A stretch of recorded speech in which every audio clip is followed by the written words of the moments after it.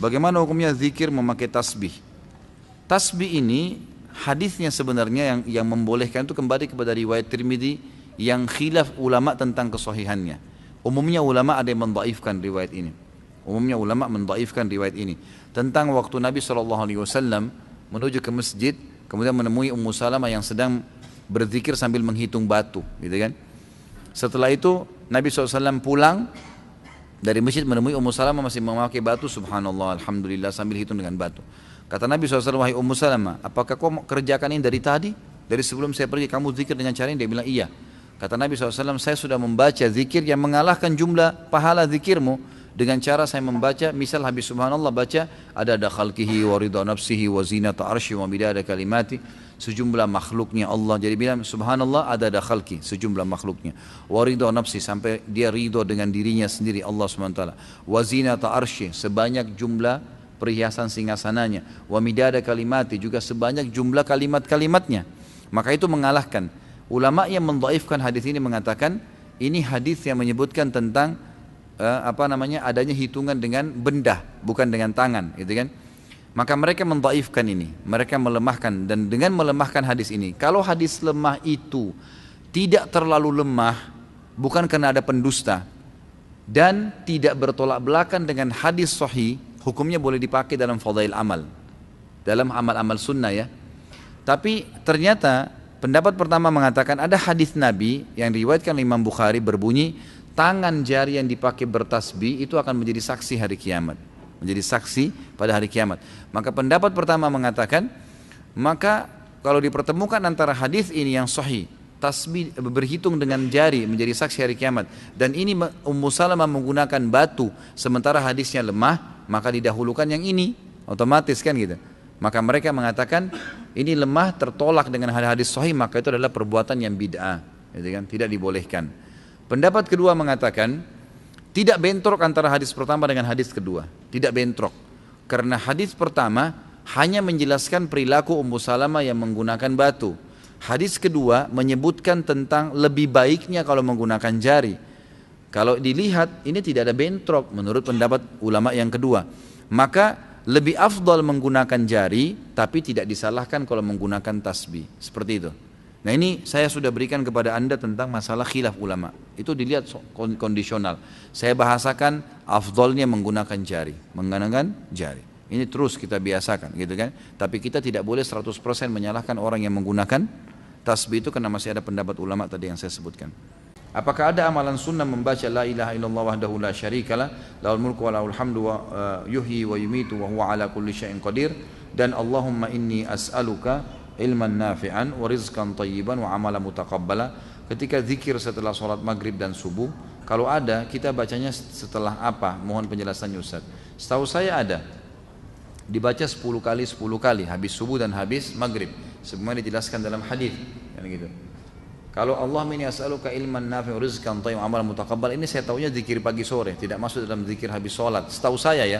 Tapi kalau la ilaha illallah wahdahu la syarika lahul mulku wal hamdu yuhyi wa yumitu wa ala kulli syai'in qadir 10 kali itu habis sholat subuh dan 10 kali habis maghrib, ini memang ada hadis sahih menjelaskan masalah itu.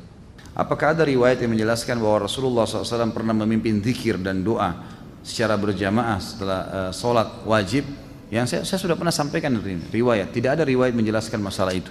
Yang ada adalah Nabi SAW membaca zikir, dan Ibnu Umar berkata, saya mengetahui kalau sholat sudah selesai di masjid Nabi SAW kalau saya mendengarkan suara zikir Nabi SAW dan para sahabat, dan mereka baca masing-masing.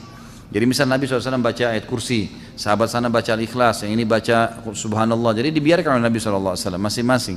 Tapi Nabi SAW tidak pernah memandu baca al-fat, al-kursi misalnya lalu semuanya harus ikut. Itu tidak pernah ada riwayat masalah itu.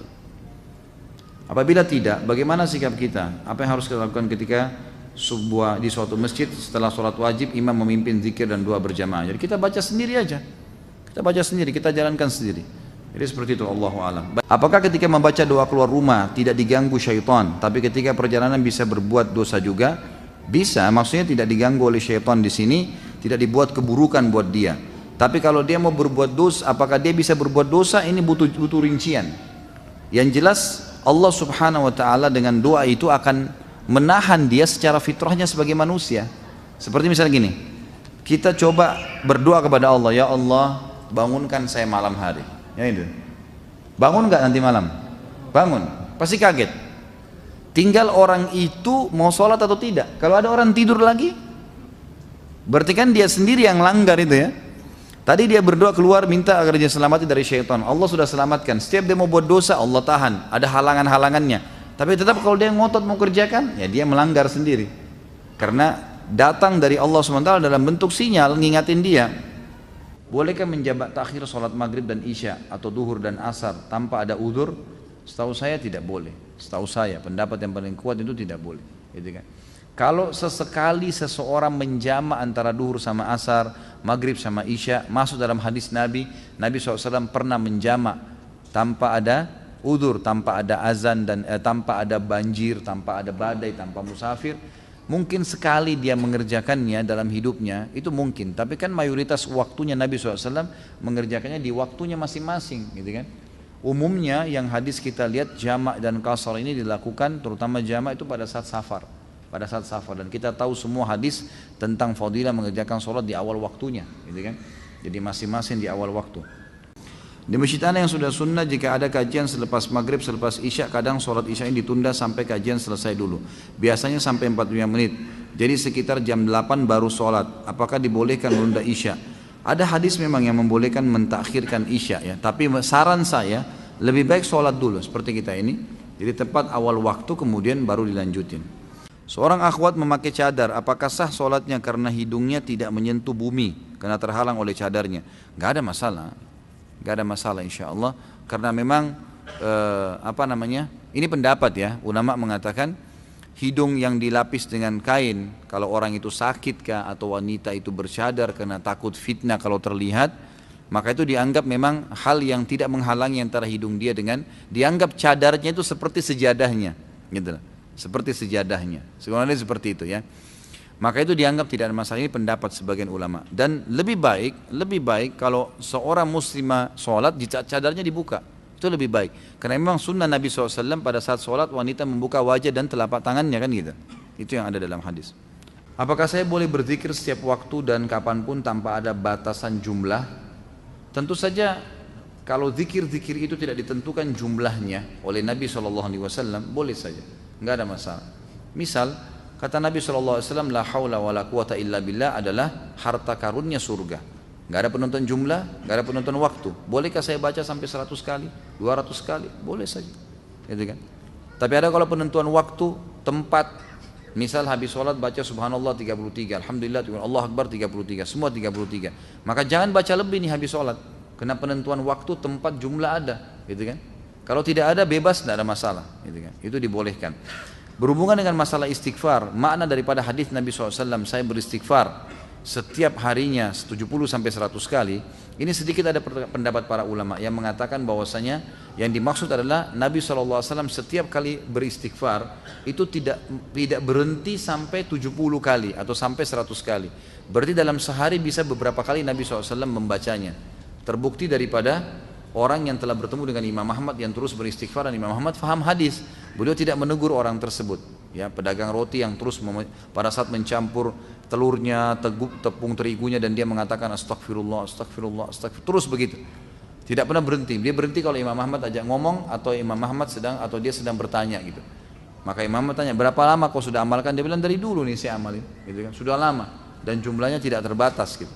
Maka ulama mengambil dari statement Imam Ahmad yang tidak menegur orang tersebut, karena beliau adalah ulama hadis, berarti makna daripada Nabi SAW membaca 70-100 kali adalah setiap kali ada kesempatan beliau tidak berhenti sampai 70 dan 100 kali.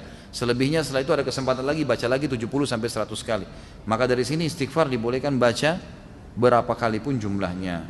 Mohon dijelaskan bagaimana hukumnya apabila sholat di rumah kemudian di masjid sudah iqamah. Apakah kita masih bisa menjalankan sholat qobliyah? Batalin, nggak boleh.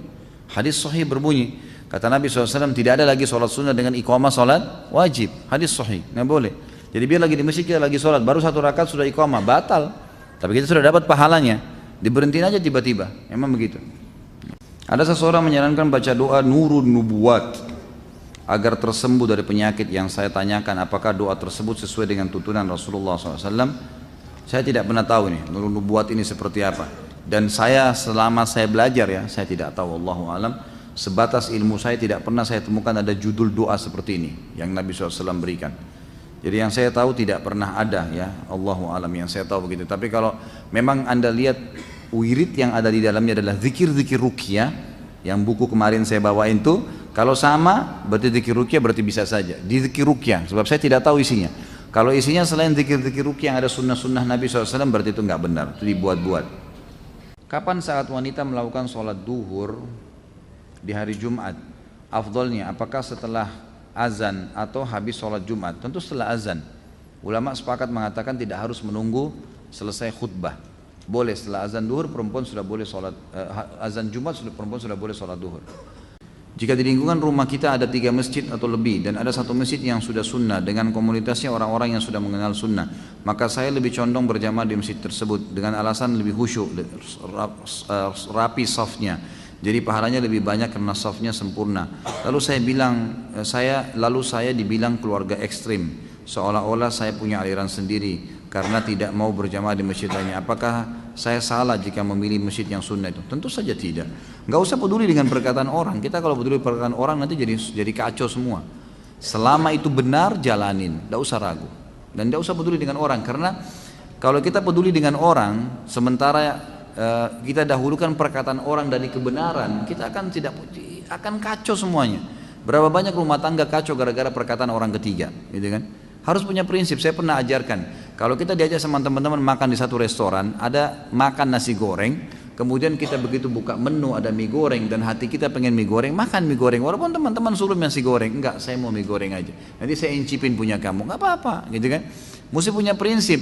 Nanti supaya kita ikut. Kalau enggak, suami kamu tuh begitu ya, langsung ribut sama suaminya. Istri kamu tuh begitu ya, kamu tuh tetangga bilangin begini, tadi si fulan bilang begini, terpengaruh. Untuk apa?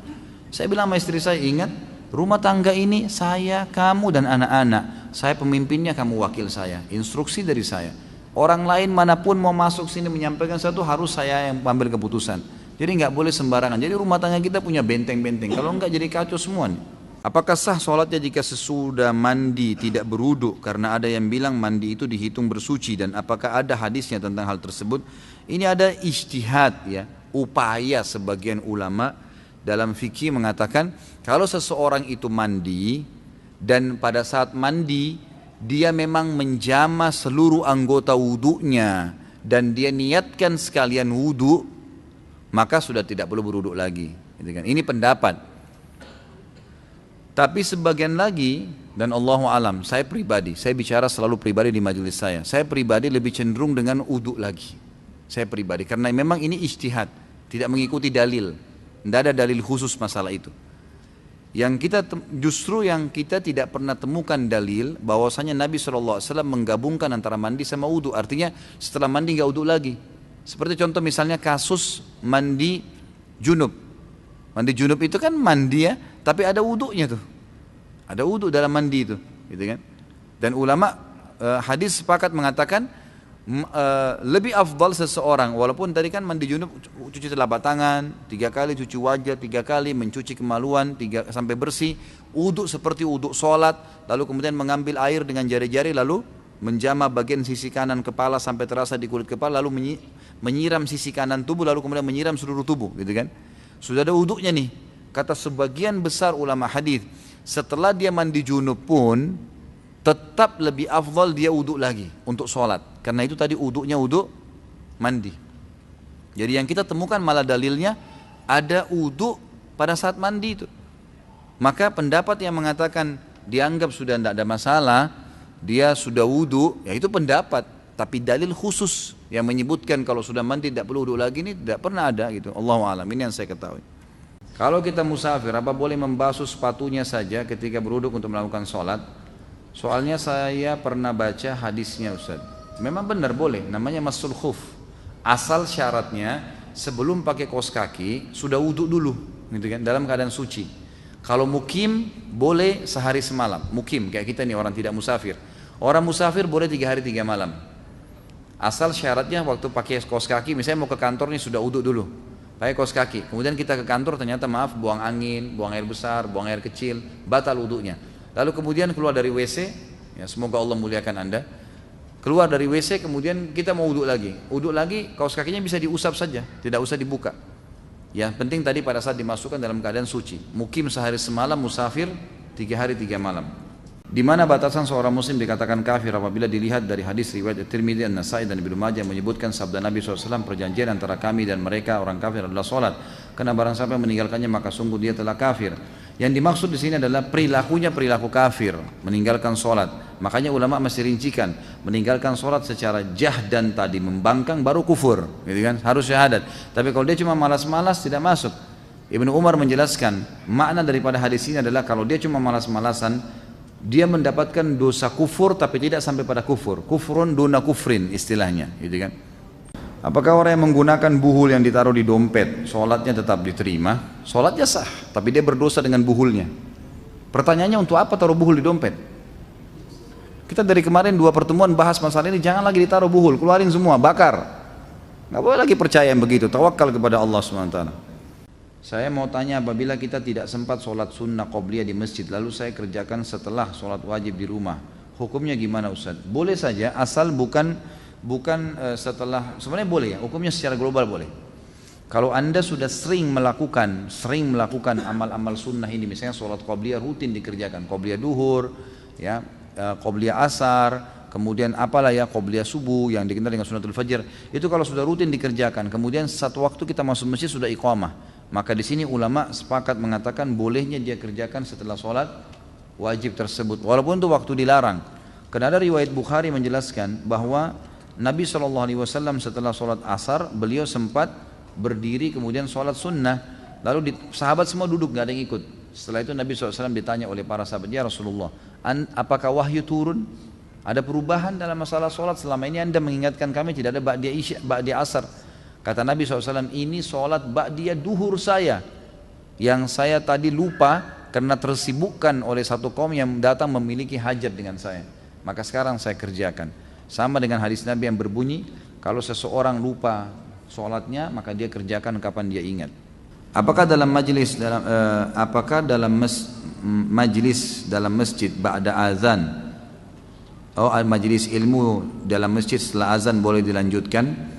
Majlis itu majlis bid'ah. Apakah kita harus menunggu majlis selesai ataukah membuat jamaah terlebih dahulu?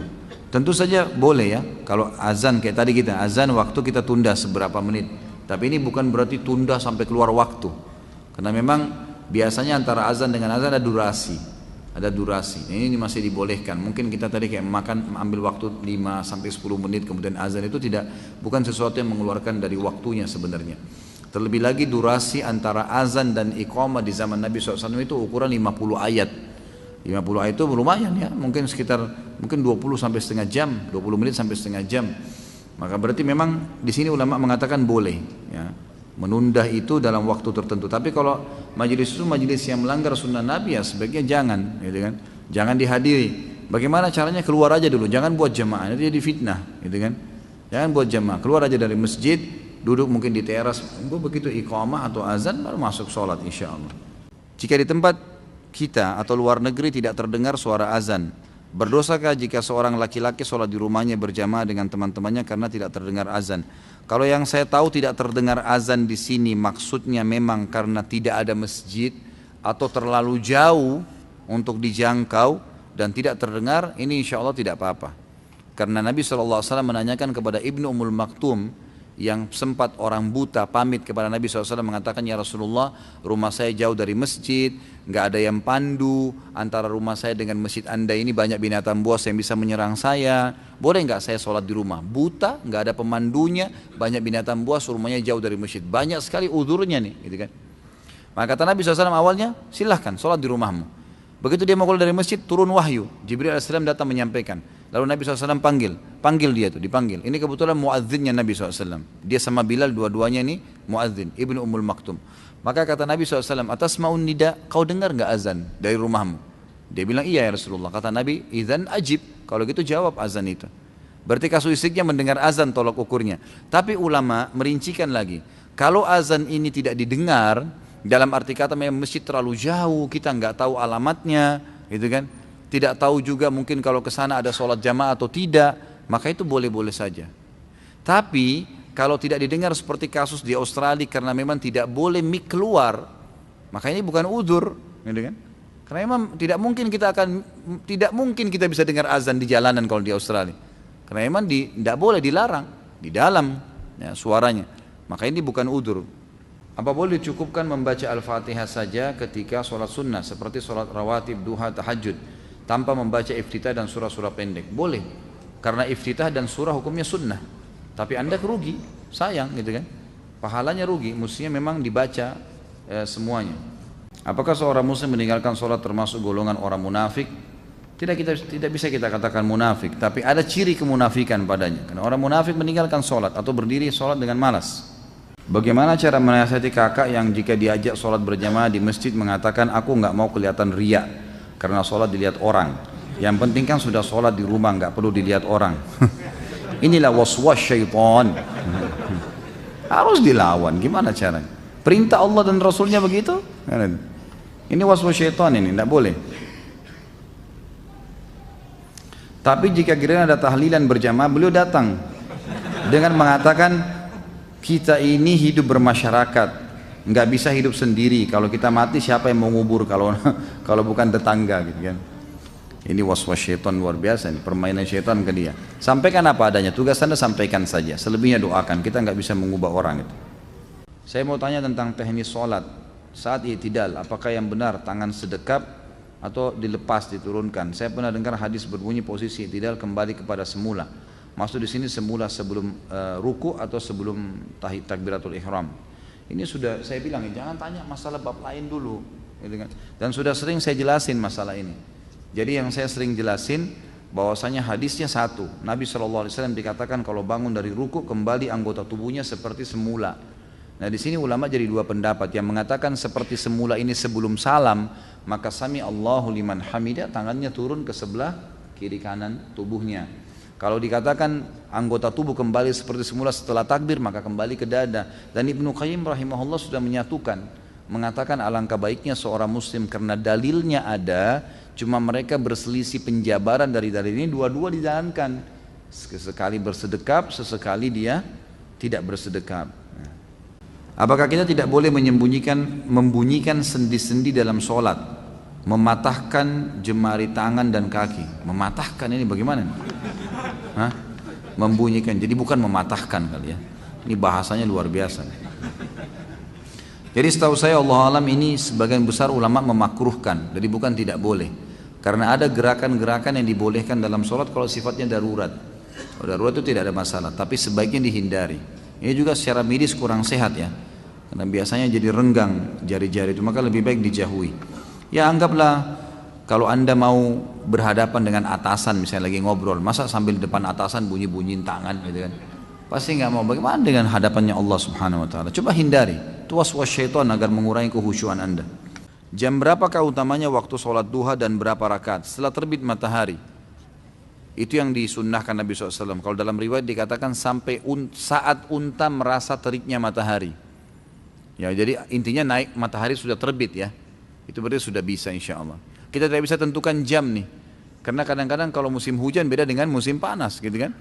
Kadang-kadang mungkin kalau musim-musim tertentu tuh setengah 7, jam 7 sudah panas tuh, sudah terik, sudah bisa duha. Antum kerja jam 8, boleh duha sebelumnya. Kadang-kadang ada waktu itu mungkin masih mendung, gelap. Mungkin jam setengah 7 masih gelap gitu kan. Ada kadang-kadang keadaan seperti itu. Yang dijadikan patokan adalah terbitnya matahari atau terangnya langit. Sampai beberapa saat sebelum menjelang duhur. Apakah boleh melakukan sholat tahajud ketika kita sudah melakukan sholat witir setelah isya? Saya pernah dengar sholat witir sebagai sholat penutup, tidak ada lagi sholat setelah sholat witir. Boleh saja, yang dimaksud tidak ada lagi. Jadi jangan witir dulu sekarang, setelah witir langsung kerjakan sholat lagi. Tapi kalau ada jaraknya itu berbeda, kan gitu. Makanya para sahabat seperti Abu Hurairah anhu berkata, aku diwasiatkan oleh Rasulullah, kekasihku Rasulullah SAW, 3 hal tidak pernah aku tinggalkan selama aku hidup. Sementara Abu Hurairah ini tidak pernah tinggalkan tahajud. Beliau mengatakan di malam hari ya, beliau mengatakan saya diwasiatkan kasihku 3 hal tidak pernah saya tinggalkan selama saya hidup. 2 rakaat sholat duha, dan saya berpuasa 3 hari setiap bulan ayyamul bid, dan saya tidak pernah tidur kecuali saya sudah witir. Jadi beliau witir sebelum tidur, tapi beliau tetap kerjakan tahajud. Pernah juga Nabi SAW dalam hadis Bukhari bertanya kepada Abu Bakar dan Umar, wahai Abu Bakar, kapan kamu witir? Sementara Abu Bakar ini tiap malam sholat tahajud. Kata Abu Bakar, selepas Isya ya Rasulullah, sebelum tidur. Ditanya Umar, wahai Umar, kapan kau witir? Kata Umar, di akhir malam ya Rasulullah. Kata Nabi SAW ditunjuk Abu Bakar, orang ini mengambil agamanya dengan hati-hati. Orang ini ditunjuk Umar mengambil agamanya dengan ketegasan. Artinya dua-duanya boleh, nggak ada masalah, gitu kan? Jadi setelah witir pun habis Isya boleh tahajud. Setelah sholat hajat, petunjuk dari Allah itu berupa apa? Nggak ada sholat hajat ini. Yang ada sholat istikharah. Sholat hajat setahu saya tidak ada, hadisnya lemah sekali, bahkan ada hadis yang palsu, gitu kan? Jadi yang ada adalah sholat istikharah. Istikharah sama sebenarnya ya. Kita meminta petunjuk dari Allah SWT. Itu ada hadis sahihnya. Saya orang yang terkena penyakit was-was, sekarang 3 kali takbir saya ulang. Jika sudah lebih dari 3 kali, apakah saya sudah batal dan harus wudu lagi? Tidak batal tentunya ya, dan tidak usah diulang. Dan saya sarankan jangan was-was. Allahu Akbar, selesai. Was-was syaitan datang, kamu kurang, tidak usah tepis aja ya, tadi sudah diajarin, a'udzubillahi minasyaitonirrajim, meniup 3 kali ke sebelah kiri. Mana yang saf lebih utama jika ada 2 lantai masjid, saf terakhir di lantai bawah atau saf pertama di lantai atas? Saf pertama, walaupun di lantai atas, jadi tetap saja asal dia bersambung, tinggal di bawah atau di atas itu sama aja. Pak Ustaz, salat berjamaah kan lebih baik daripada salat sendiri, tapi musola tempat saya sering berzikir dan doa bersama sambil mengeraskan suara, padahal itu tidak ada dalam ajaran Nabi dan Rasul. Apabila setelah saya sholat berjamaah di musola tersebut, saya langsung meninggalkan musola, apakah boleh?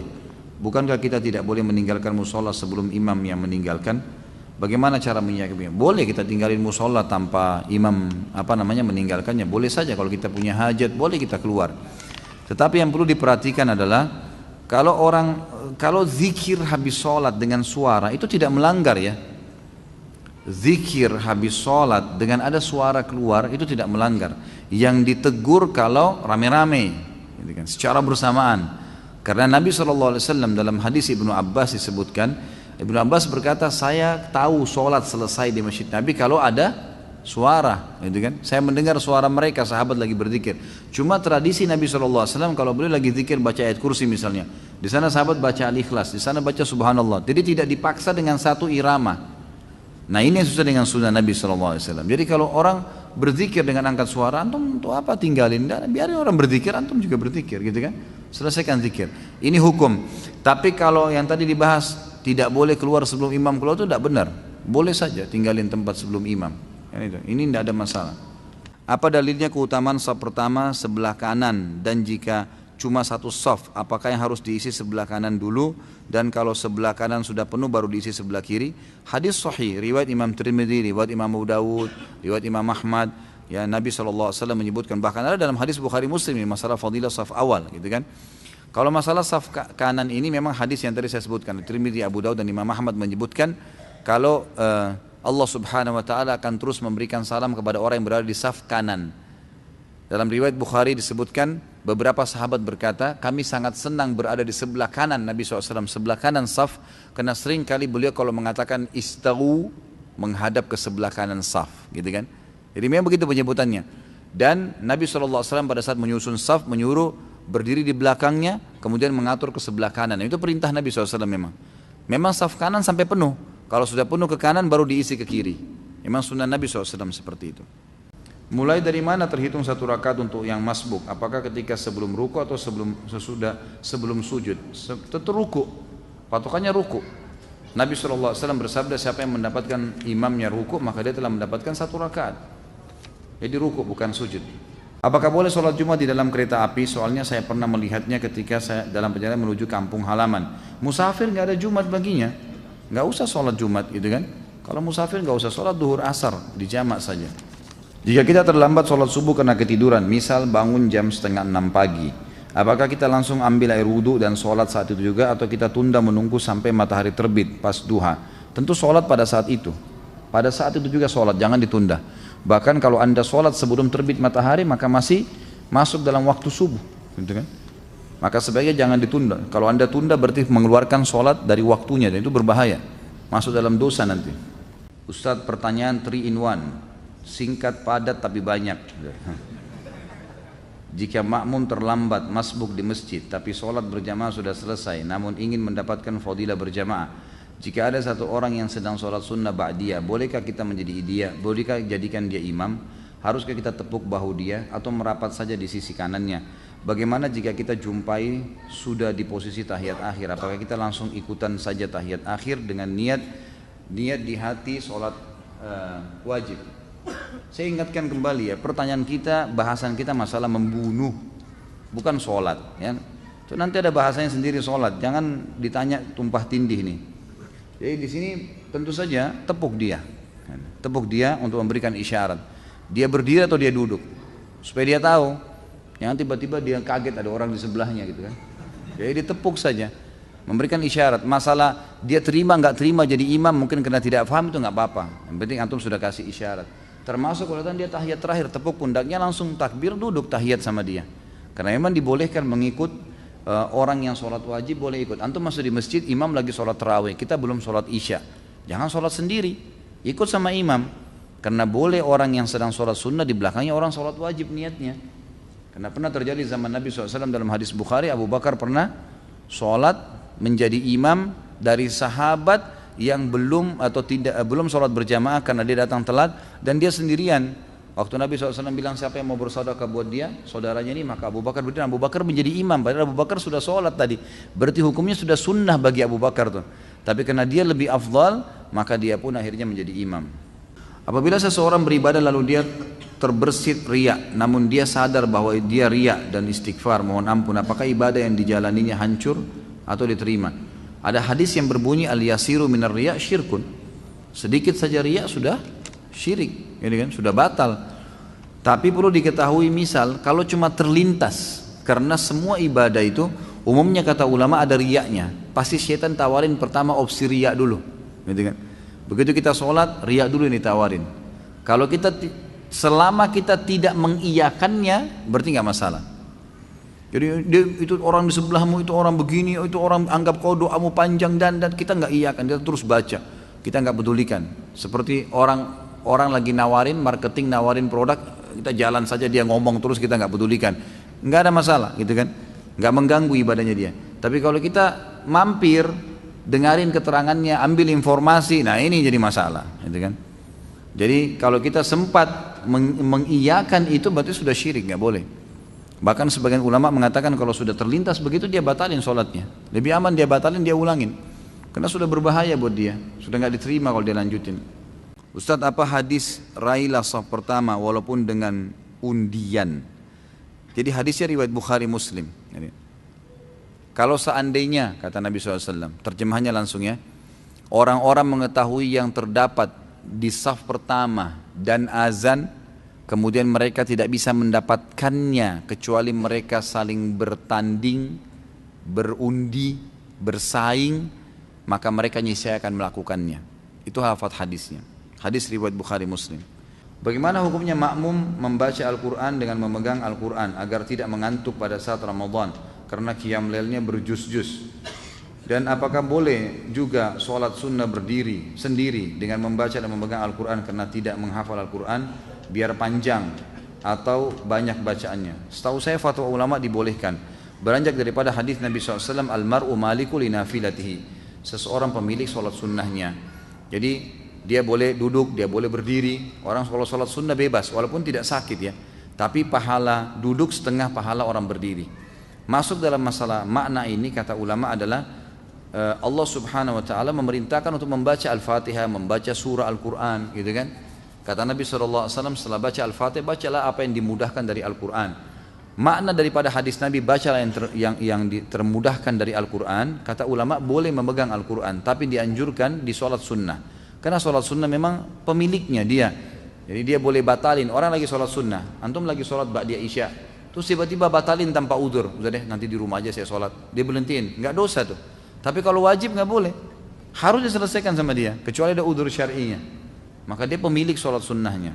Bila imam salah dalam baca Al-Fatihah karena kan sholat tidak sah, apakah kita harus ulang di rumah atau bagaimana? Tentu saja tidak ya. Salahnya tergantung salahnya kenapa. Kalau emang salahnya fatal dan sudah diingatkan tidak mau, maka batal sholatnya. Bukan di rumah, diulangin di situ, gitu kan. Tapi kalau emang dia lupa, kemudian diingatkan, atau mungkin ada kesalahan tajwid yang diingatkan lalu dia tidak lakukan, maka tetap sah saja. Beranjak daripada hadis Nabi SAW yang sahih yang berbunyi, kalau kalian sholat dengan imam, kalau imam benar dia akan panen pahala kalian, dan kalian akan dapat pahala kalian masing-masing, dan kalau dia salah, dia akan berdosa dihukum sama Allah dan sholat kalian benar. Sholat kalian benar.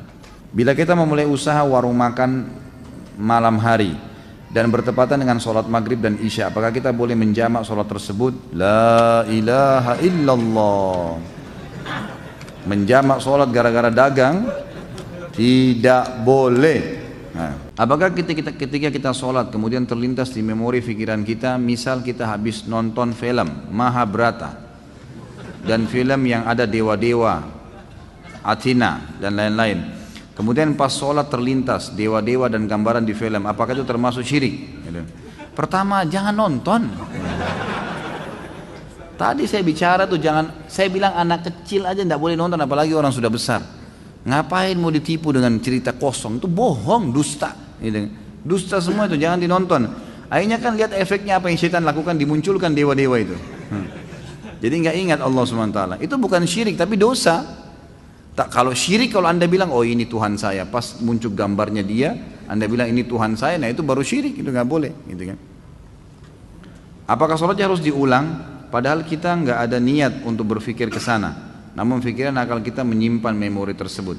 Ya tentu saja tidak diulang, nah, kecuali kalau memang kita sudah sampai hal-hal yang membatalkan sholat, seperti misal syirik gitu ya, menganggapnya oh ini berarti ini Tuhan saya nih, kita iakan terbawa dalam pikiran, itu baru. Karena tidak boleh mengulangi sholat tanpa ada udzur syar'i. Udzur syar'i itu batal wudunya, belum masuk waktu baru ketahuan, salah menghadap kiblat, nah itu mungkin. Bacaan dalam sholat Quran dan doa dalam kurungnya, apakah dibaca dalam hati sudah cukup pada saat sholat sendiri atau harus terdengar walaupun pelan? Saya sudah pernah jelaskan ini. Jadi hindari bacaan dalam hati, keluarkan dengan lisan kita walaupun cuma kita yang dengar. Karena sholat cuma dibagi dua, jahar atau sir. Jahar itu ngerasin suara terdengar oleh orang-orang lain, dan sir itu mengecilin suara sebatas dia dengar sendiri. Jadi bukan menghilangkan suara. Antum kalau hilangkan suara itu sudah hilang, itu mengkhayal nanti. Nggak ada suara sama sekali, itu akan mengkhayal. Tambah lagi tutup mata tidur. Gitu kan. Jadi jangan antum bilang oh kalau tutup mata lebih khusyuk, ini nggak benar. Karena Nabi SAW mengatakan Allah dan malaikatnya terus memberikan salam kepada orang yang berada di saf awal. Riwayatnya mengatakan yang matanya tetap tertuju ke tempat sujudnya, gitu kan.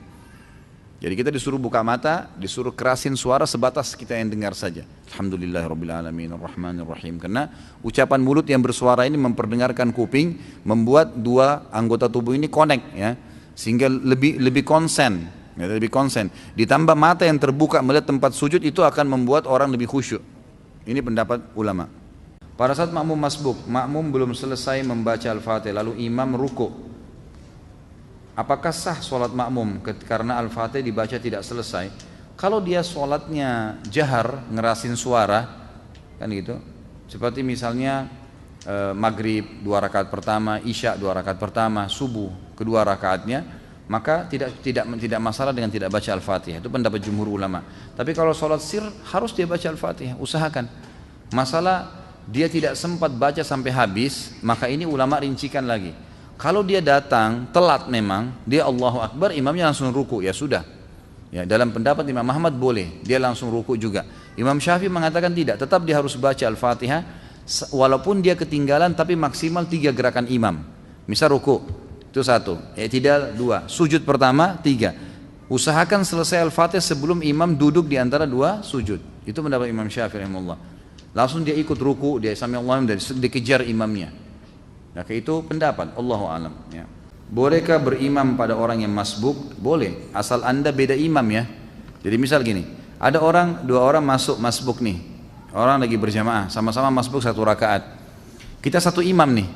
Begitu salam imam kan masing-masing nambah rakaat yang masbuk ya, yang kehilangan 1 rakaat. Ini nggak boleh lagi jadi makmum satu sama yang lain. Karena ada orang begitu tuh, karena sudah satu imam. Yang boleh kalau beda imam. Misal kita berdiri, kita masuk 1 rakaat, ada orang yang telat masuk, maka dia tepuk pundak kita, itu boleh, nggak ada masalah. Tapi tidak boleh menjadi memiliki dua imam dalam satu sholat. Apabila kita mempunyai warung makan di sekitar komplek perumahan di dalamnya banyak perusahaan, mayoritas orang yang makan bertepatan waktu istirahat, waktu sholat duhur, apa yang harus kita lakukan kepada para pekerja dan konsumen yang makan? Apakah kita menunda terlebih dahulu waktu sholat sampai waktu istirahat selesai? Tentu tidak lah, gitu kan. Sholat aja, gitu kan, sholat. Kalau anda suami istri, anda boleh suruh istri anda, istri nggak ada masalah, mereka boleh sholat di situ kan. Tapi kalau anda sendiri jangan tinggalkan masjid, jangan tinggalkan sholat. Atau kalau perlu bagaimana caranya supaya bisa dihidangkan, atau ada pegawai yang memang pegawai itu mungkin ya, kalau memang banyak pegawai yang makan juga yang mampir itu adalah orang-orang perempuan misalnya wanita, maka bisa pakai wanita. Kalau tidak, maka bertawakal kepada Allah SWT, sholat dulu habis itu layani mereka. Tidak usah khawatir dengan rezeki, itu saran saya ya. Kalau anda bisa bertanya pada ustadz lain, bisa disarankan misalnya nggak apa-apa tunda sholatnya, ya silakan saja. Kalau saya tidak sarankan itu. Apakah meminta doa atau didoakan ke ustadz atau kiai, kemudian kita diberi air putih atau serbuk kopi, kemudian disuruh untuk meminumnya termasuk syirik? Sebenarnya tergantung ya, karena meniup sesuatu ke air untuk diminum itu, kalau fungsinya untuk ruqyah itu boleh.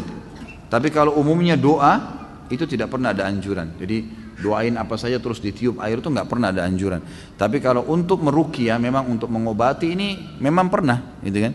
Ada beberapa riwayat yang tersebutkan khusus untuk mengobati orang yang keracunan dan kena sihir atau kesurupan. Itu memang ada anjuran, difokuskan ke situ.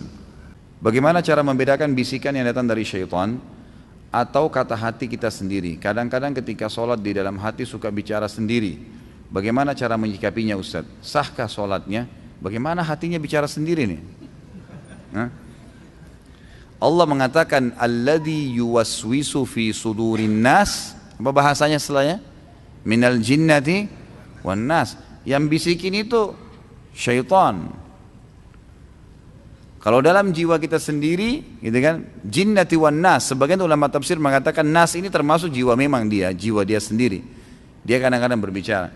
Ya cara masalah membedakan atau tidak membedakan itu umumnya ulama bilang kalau bisikan-bisikan dalam hati cenderung kepada keburukan, misal malas beribadah, mau berbuat maksiat, cenderung pada keburukan, menunda-nunda ibadah, bisa dari syaitan, bisa dari jiwa dia yang ammaratun bisu. Karena jiwa manusia ada yang cenderung kepada keburukan, ada itu. Itu harus dilawan, ditepis. Tapi umumnya ulama mengatakan syaitan menunggangi itu jiwa yang ammaratun bisu dan dia bergabung di situ. Qarin di sebelah kita, syaitan yang di sebelah kita itu selalu menunggangi sisi jiwa kita yang ada kecenderungan pada keburukan, gitu kan. Potensi itu ada, makanya ditepis. Semua bisikan yang termotivasi untuk ibadah, kita lihat fakir miskin lewat, tiba-tiba dalam hati kita bantu tuh kesian. Telepon tuh orang tua sudah lama ini tidak telepon ayah saya, mau silaturahim, mau bakti sama orang tua. Oh, mau bantu ada tetangga yang lagi sakit atau ada orang yang lagi sakit mau dijenguk di rumah sakit, ada bisikan, itu berarti positif, diikutin. Itu juga dari malaikat atau dari jiwa dia yang memang cenderung dengan kebaikan. Seringnya seseorang itu mengasah jiwanya dalam kebaikan akan membuat jiwanya lebih pekah, gitu kan, dalam kebaikan itu.